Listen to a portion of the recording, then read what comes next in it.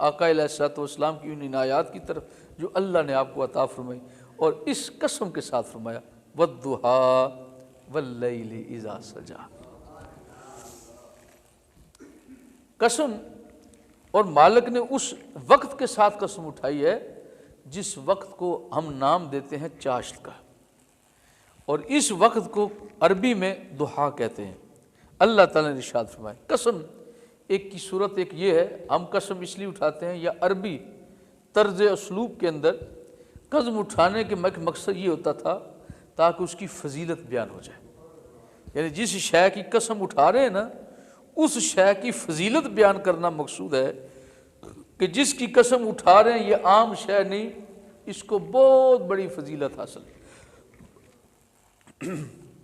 अब हम गौर करते हैं इसे कौन सी फजीलत हासिल है। चाश के वक्त को चलिए हम तारीख़ इस्लाम मुफस्सरीन किराम की दी हुई बातों को सामने रखते हुए जब गौर करते हैं तो हमें मालूम होता है जिस वक्त हज़रत सैयदना मूसा अला नबी अलैहिस्सलाम ने अपनी नबुव्वत का ऐलान फरमाया, वो वक्त चाश्त का वक्त है। कलीमुल्लाह है, जब ऐलान नबुव्वत किया तो कौन सा वक्त है? चाश्त का वक्त है। और जिस वक्त इस्लाम और दीन पेश किया फिरौन और फिरौनियों पर, वो वक्त जो अल्लाह ताला ने आपके लिए पसंद किया, वो वक्त भी चाश्त का ही वक्त है।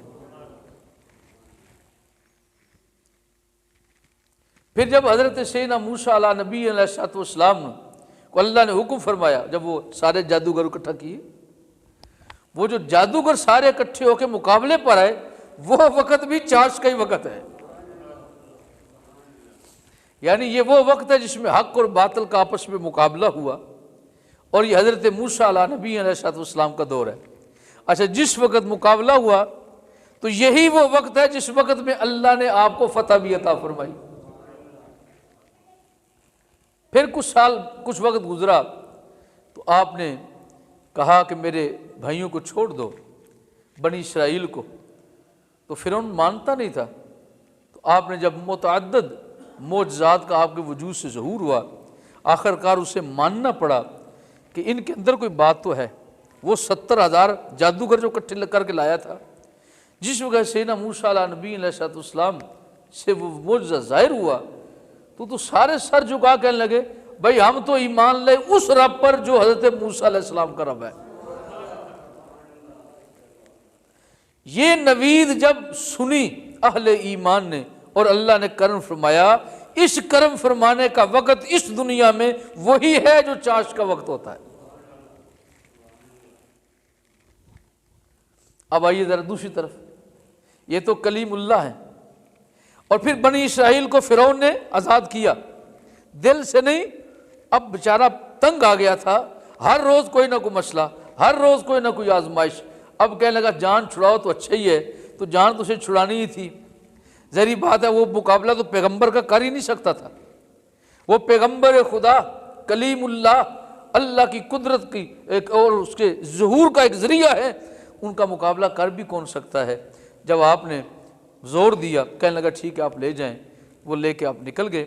जब निकले और दरिया के किनारे पहुँचे और इरादा किया कि पार जाएं, उन्होंने कहा आगे दरिया है, और पीछे फिरौन भी पूरी फ़ौज लेके निकल आया। कहने लगा आपको छोड़ूंगा नहीं मैं। खैर अंदर गुस्सा तो था, आगे दरिया पीछे दुश्मन, दुश्मन पीछे मारने के लिए, आगे दरिया डुबोने के लिए। अब सारे हैरान होकर कहने लगे मूसा अलैहिस्सलाम आपने हमें डुबोने के लिए ले आए, मरवाने के लिए लेके आए हैं, जलील और रुसवा करने के लिए लाए हो, बताओ अब हम क्या करें। आपने ना उधर का रहना दिया ना इधर का रहने दिया। फौरन अल्लाह की बारगाह में रखी, या अल्लाह बंदे तेरे हैं, उम्मती मेरे हैं, आज अपनी जान को बचाने के लिए फिक्र में है, करम नवाजी फरमा। फरमाया ऐ मूसा अलैहिस्सलाम घबराओ नहीं, डंडा तुम्हारे हाथ में दिया है, इसे जरा जमीन पर मारो, फिर हमारी कुदरत का नजारा करो। वो वक्त जिस वक्त हजरत मूसा अला नबी है ना अलैहिस्सलातु वस्सलाम ने डंडा मारा और फिर देखा दरिया ने रास्ता दे दिया। ये वक्त भी चाश का वक्त है। इसलिए फरमाया वद्दुहा, इसमें खास अल्लाह के पैगंबर की यादें शामिल हैं। इसलिए मालिक ने इस चाश के वक्त की कसम इरशाद फरमा दी। अब थोड़ा आगे बढ़िए। मेरे और आपके आका अलैहिस्सलातु वस्सलाम सारे नबियों के इमाम और मुक्तदा, जिन्होंने मस्जिद अक्सा में सब अंबिया की इमामत की है। आपने जब अल्लाह का हुक्म पाया वही नाजिल हो गई, खामोशी रही कुछ अरसा, दुआएं करते रहे, या अल्लाह इसे हिदायत दे दे, या अल्लाह इसे हिदायत देते, या अल्लाह इसे। और सरकार इस चीज़ के लिए इतनी मेहनत करते थे कि ये अल्लाह का बंदा जहन्नम की आग से बच जाए, अल्लाह की नाराज़गी से बच जाए, ये जन्नत की तरफ चला जाए। उसके दिल पर बोझ बनता, तकलीफ़ होती, परेशान होते, अल्लाह की बारगाह में सवाल करते थे। मालिक की बारगाह से तसल्ली भरी आवाज़ आती, मेरे महबूब तू न परेशान हो, तेरा काम है कोशिश करना, लोगों को आगाह करना, वो कर दे, दिलों को फेरना मेरा काम है। जिसको चाहूँगा हिदायत दे दूंगा, जिसे चाहूँगा गुमराह कर दूंगा, वो तेरे जिम्मे नहीं है। तेरे जिम्मे इतना ही काम है, और जो तेरे जिम्मे काम है तू अपनी जिम्मेदारी पूरी कर रहा है, हमें मालूम है, अपना काम जारी रख। और फिर एक वक्त आया जब अल्लाह का हुक्म आ गया, फसदा बिमा तो उमर, मेरे माऊ अब ऐलान कर दे सबके सामने कि तू हमारा नबी बन के आया है। अल्लाह एक है, अल्लाह के सिवा कोई इबादत के लायक नहीं है, अब ऐलान कर दे। आपने फिर सबको दावत दी। जब दावत दी, दावत हक, दावत नजात, दावत रहमत, दावत जन्नत, दावत इलल हक, दावत इला सिरातिल मुस्तकीम, जब ये दावत दी मेरे आका ने, सब इकट्ठा कर लिए और आ गए। और मेरे आका अलैहिस्सलातु वस्सलाम ने इरशाद फरमाया, एक ही बात फरमाई, फरमाया ज़रा ये तो बताओ, अगर मैं तुम्हें ये कह दूं कि ये जिस पहाड़ पर मैं चोटी पर खड़ा हूँ, इसके पीछे एक लश्कर आके खड़ा और तुम पर हमला करेगा, क्या तुम मान लोगे? कहने लगे जी बिल्कुल मानेंगे। बेयकजुबा होके कहा मानेंगे। सरकार ने फरमाया, मैं भी तुम्हारे जैसा इंसान हूं, तुम भी इंसान हो, तुम मेरी बात क्यों मानोगे? उन्हें भी फिर बेयकजुबा यही कहलवाना चाहते थे। और फिर उन्हें कहा, बेयकजुबा होके सब ने कहा, अंत सादिकुल वाद वल अमीन, इसलिए मानेंगे कि आपका 40 साला दौर जो हमारे ही धरती पर गुजरा है, हमारे सामने गुजरा है, हमारे शहर में गुजरा है, हमने एक दिन भी नहीं देखा कि आपने कभी जुबान से झूठ बोला हो। आप सच्चे भी हैं, अमानतदार भी हैं, आप सच्चे भी हैं और अमानतदार हैं, तो इसलिए हम मानेंगे कि आप जो कह रहे हैं वो सच कह रहे हैं। अब सरकार ने जब सारी बात कहलवा ली, अब फरमाया तो जब तुम बिन देखे इस पहाड़ के पीछे मेरे कहने पर लश्कर को मान रहे हो, तो फिर मेरे कहने पर बिन देखे मान लो अल्लाह एक है, मैं अल्लाह का रसूल बन के आया। अल्लाह एक है और मैं अल्लाह का रसूल बन के आया सल्लल्लाहु अलैहि वसल्लम। ये सुहाना वक्त, जिस वक्त में अल्लाह के महबूब ने पूरी इंसानियत को हक का रास्ता दिखाया, अल्लाह के नूर की रोशनी के जरिए इस सारी कायनात को जगमगाने का आगाज फरमाया, ये वक्त भी कोई और वक्त नहीं, ये भी चाश का ही वक्त है,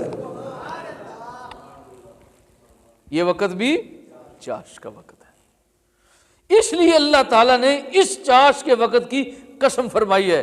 क्या हो? इसलिए कि ये वक्त फजीलत का वक्त है। अब एक हदीस पाक आपको सुनाऊं, मेरी बात ये किसी हद तक मुकम्मल हो। मेरे और आपके आका अलैहिस्सलातु वस्सलाम का फरमान है, फरमाया हर रोज तुम अपने बदन के जोड़ों के मुताबिक अल्लाह की राह में सदका किया करो, ताकि तुम्हारे जो अल्लाह ने तुम्हें नेमतें दी हैं उन नेमतों का शुक्राना होता रहे। आपके जिस्म के कितने जोड़ हैं मालूम है? चलो ये बताओ, साल के कितने दिन गिनते हो? 365। 5 निकाल दो, बाकी क्या बचा? 360। ये आपके पूरी बॉडी के इतने जोड़ हैं। इंसानी जिस्म के 360 जोड़ हैं। इन 300 अल्लाह के महबूब ने फरमाया, मैं नहीं कह रहा, ये तो बाद में साइंस ने तहकीक की और वो बात बिल्कुल सच थी, जो सरकार ने फरमाया वही सही है। फरमाया हर आदमी के जिस्म के 360 जोड़ बनते हैं, हर जोड़ के बदले में अल्लाह का शुक्र ऐसे अदा करो कि 360 दफा दिन में सदका खैरात किया करो। कितने लोगों करते हैं? और अगर आप गौर करें, हर रोज 360 सदकात करने पड़े। आपको पता है सदका फितर कितना है? 2.25 शेर गंदुम कम अज कम गरीब लोगों के लिए, और जो थोड़े उससे ऊपर हैं उनके लिए 2.25 शेर खजूर, और जो थोड़े इससे ऊपर हैं उनके लिए 2.25 शेर किशमिश। अब अपना अपना जेब आप सबको पता है कितना वजनी है, उसके मुताबिक सदका अदा करना है। अब गौर करें, चलो कम अज कम भी करो, 2.25 शेर गंदुम का ही कर लो, तो 2.25 शेर गंदुम एक जोड़ के इवज शुक्राना, और 360 जोड़ों के इवज शुक्राना अदा करने के लिए खैरात करोगे तो क्या हाल होगा? आप तो 2-4 दिन नहीं, हफ्ते के बाद तो थक जाएं। आपका हाल क्या हो जाएगा कि जो फकीर आपके दरवाजे पर भीख मांगने आए हैं, आप खुद फकीर बन के उस लाइन में खड़े हो जाएंगे कि इतना किसी के लिए अदा करना मुमकिन नहीं है। अच्छा, जैसे मेरे और आपके दिल में ख्याल पैदा हुआ, तो सहाबा किराम ने जब सुना तो उनके दिल में भी ये ख्याल पैदा हुआ, आका शुक्राना तो अदा करें, आपने फरमाया है, लेकिन शुक्राना अदा करने की हमारे पास सूरत ऐसी नहीं है। अगर हम इसी तरह देते रहे तो हम तो खुद फकीर हो जाएंगे और ज्यादा दिन भी नहीं गुजरेंगे। अल्लाह के महबूब ने मुस्कुरा के फरमाया, ओ भले लोगों, और सदका करने का कोई एक ही तरीका है? मैं रहमतुल लिल आलमीन बन के आया हूं, एक तरीका नहीं हजारों तरीके लेके आया हूं। कि यार रसूलल्लाह बताइए ना। फरमाया सलाम करना भी सदका है। मोहब्बत से बोलिए जरा, ज़ौक़ और शौक़ के साथ। क्या फरमाया? सलाम करना भी सदका है। तुम मुस्कुराते चेहरे के साथ अपने मुसलमान भाई को सलाम करो, अल्लाह तुम्हें सदका फितर का सवाब अता फरमा देता है।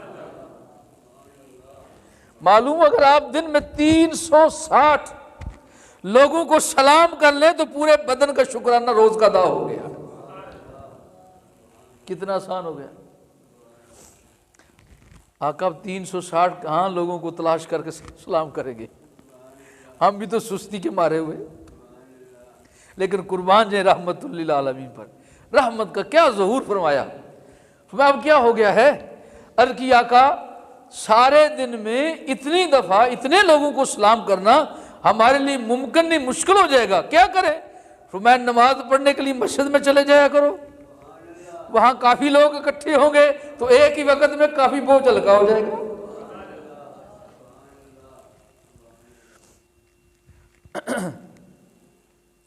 अच्छा, अब बाज मस्जिदों में सारा दिन भी जाते रहो, नमाज पढ़े, इतने नमाजी नहीं आते। हालात ऐसे हो गए, अब क्या करें? अल्लाह के महबूब को मालूम था कि एक वक्त ऐसा आएगा और आता रहेगा, सारे लोग मस्जिदों की आबादी के लिए फिक्रमंद नहीं होंगे, घर बैठे रहेंगे, बेनमाजी होंगे, उन्हें एहसास दीन का नहीं होगा। सहाबा किराम रिज़वानुल्लाह ताला अलैहिम अजमईन भी अर्ज़ करते हैं, आका इतनी खलकत नहीं, इतना वक्त ना मिल पाए तो अब क्या करें? फरमाया घबराओ नहीं, अल्लाह का करम बड़ा है, वो बड़ा मेहरबान है, सिर्फ हम उसकी मेहरबानी को समझ नहीं पाए। वो तो अपनी मेहरबानी फरमा रहा है, फरमाता रहेगा, फरमाता रहा है, बस तुम अपनी झोली फैला के उसकी बारगाह में आ तो जाओ। आका फरमाइए ताकि दिन का मामला भी चलता रहे, ये मामला भी हल हो जाए। फरमाया घबराओ नहीं, लो मैं तुम्हें नुस्खा बता देता हूं। जी फरमाइए। फरमाया दिन में एक वक्त पर 2 नफल अदा कर लेना, अल्लाह इन 2 नफलों के बदले 360 दफा सदका करने का अजर अता फरमा देगा। अब तो सबके कान खड़े, सब मुतवज्जे, जैसे हम मुतवज्जे हुए। सुभान अल्लाह की ऐसी आवाज निकली, बेइख्तियार होके बोले कि हमारे लिए एक खजाना खुलने वाला है, एक रहमत का दर खुलने वाला है। अल्लाह के रसूल ने फरमाया बस सुबह उठना, फजर की नमाज अदा करने के बाद कुछ देर इंतजार करना, जब चाश का वक्त आ जाए उस वक्त चाश के 2 नफल पढ़ लेना, अल्लाह 360 सदकात का सवाब अता फरमा दे। अब मालूम हुई चाश के वक्त की अहमियत क्या है। इसलिए अल्लाह ताला ने कसम फरमाई है, वद्दुहा, कसम है इस चाश के वक्त की, इसलिए कि इसमें मैंने बड़ी बरकतें और बड़ी फजीलतें रख दी है।